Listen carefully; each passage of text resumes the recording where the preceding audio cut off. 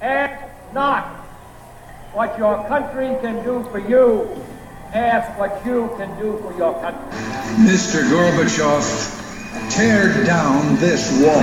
But as for me, give me liberty or give me death. Free at last, free at last. Thank God Almighty, we are free at last. Good evening and welcome to our notes on life in the South.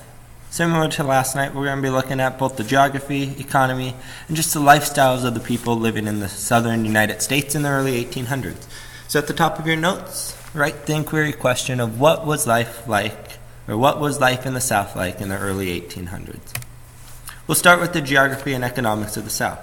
If you remember from our study of the southern colonies, geography hasn't changed. It's hot, has very fertile soil, so you see lots of farms in this region. We'll see different styles of farms, but you don't get a lot of the manufacturing and industry that you got in the northern United States.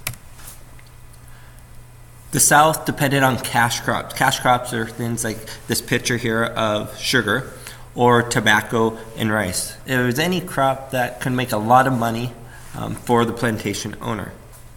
However, with the invention of the cotton gin in the late 1700s, and then as it improved into the early 1800s, cotton came to dominate the South.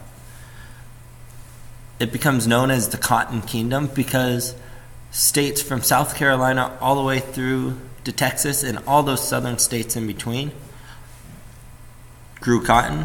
That was their main source of income, and it just boomed the economy of this region. They made tons of money off of the production of cotton. By the late 1850s, the U.S. was earning millions of dollars a year just on cotton alone. However, there's a negative consequence of this economic boom. Plantation owners want to grow more cotton. The northern textile mills want to buy more cotton so they can make more fabric. So in order to produce the cotton, pick it, and separate it, they need more slaves. So if we look at the people in the South, we'll start with the whites. The whites were divided into three groups. You had the planters, you had the small farmers, and then you had the poor whites. The planters were few in numbers, but for the most part, their views and political beliefs dominated the South. As you see in this picture, this is a plantation house. They were huge houses. They were rich. They had made tons of money. A plantation owner would be someone that owns a pretty big farm and has at least 20 slaves. Many would have hundreds, if not thousands of slaves. Because plantation owners had so many people working for them, they didn't have to do a lot of that type of work themselves. So they spent many hours focusing on politics, which is part of the reason that their views would dominate the South, because they had the money, they had the time to invest in getting their people elected that would vote their way. About 75% of the South were the small farmers.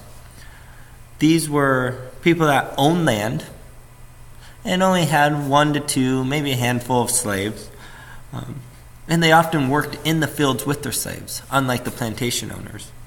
This was the vast majority of people in the South. However, the vast majority of the money was made by the plantation owners. And then you had the small minority, which were the poor whites. Very small number. They farmed, but they didn't own the land, meaning they would have to rent out the land. They'd be tenant farmers, rented out from other people. And they often lived in the hills or the woods of the South, because you have the Appalachian Mountains coming down into the South. They could get out into the woods and hills.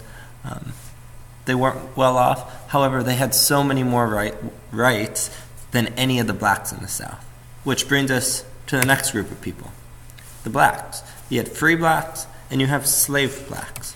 So if we look at the free blacks, let's first look at this map. It says this is a percentage of all African Americans that were free. So if you look any of these yellow areas, it's 0 to 2%. So very few free slaves. The only parts of the South that had greater than 10% free are these areas with the light blue. Nowhere in the South was there even close to that 100% mark. So what was life like for a free slave, or a free black? They faced harsh discrimination. And many were the descendants of slaves.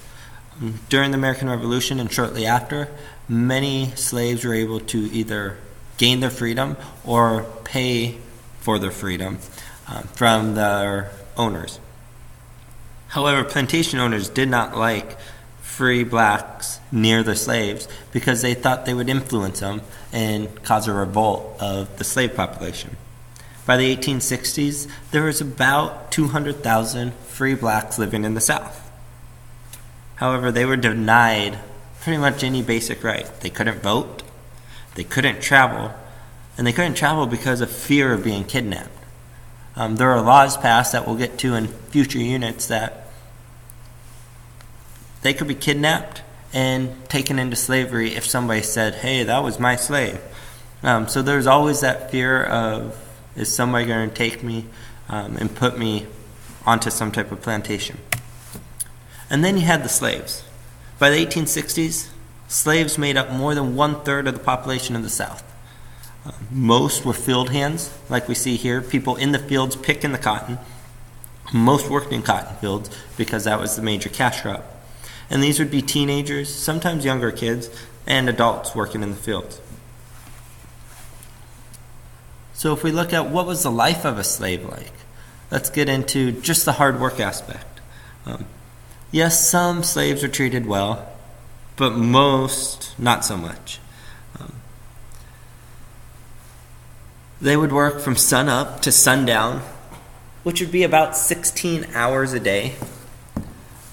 They would sometimes receive harsh punishment, such as whippings across the back.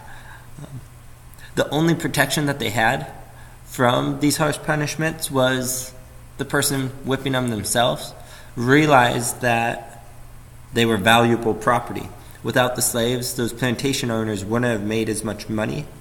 So they wanted to punish, but not hurt them so much to where they couldn't still continue working. Frederick Douglass, an escaped slave, remembers it this way. We were worked in all weather. It was never too hot or too cold. It could never rain, blow, hail, or snow too hard for us to work in the field. Work. The longest days were too short for him, and the shortest nights too long for him. It didn't matter what the conditions were like. They were expected to work long hours every single day. So how did they make it through this? Yes, we'll get into this more in future units, but for now, they had to depend on family. However, the families were often split up, torn up, as different people were sold to different plantation owners throughout the time period. But they would hold on to those extended family relationships that they could. They were strong ties with aunts, uncles, grandmas, grandpas, cousins, whenever they could.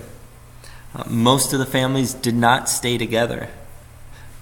But most of all, their faith in God helped them to cope with the harsh days, the punishments that they suffered frequently. As time goes on, we start to see resistance. And one of the big examples in the early 1800s is led by a guy named Nat Turner. We'll get into this more next week. But Nat Turner in 1831 led a revolt where he killed 60 whites in Virginia. This did not turn out well. It led to the passing of what slave codes, as this is just one example of a runaway sign that people in the South may put up if a slave tried to run away. A slave code were laws that were passed to keep the slaves from rebelling like Nat Turner. For example, here's a handful of those laws. Slaves could not be out after dark. They couldn't gather in groups larger than 3.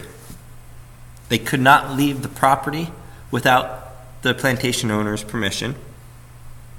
They could not own any type of weapon. They could not learn to even read or write because plantation owners realized if they learn to read and write, it gives them knowledge, and knowledge leads to revolt, rebellion, or own thoughts on how to get by. So, how would you describe life in the South in the early 1800s? We'll focus on this a little bit more tomorrow and get in deeper to that Nat Turner Rebellion on Monday and Tuesday next week. Come prepared to class tomorrow to discuss this question.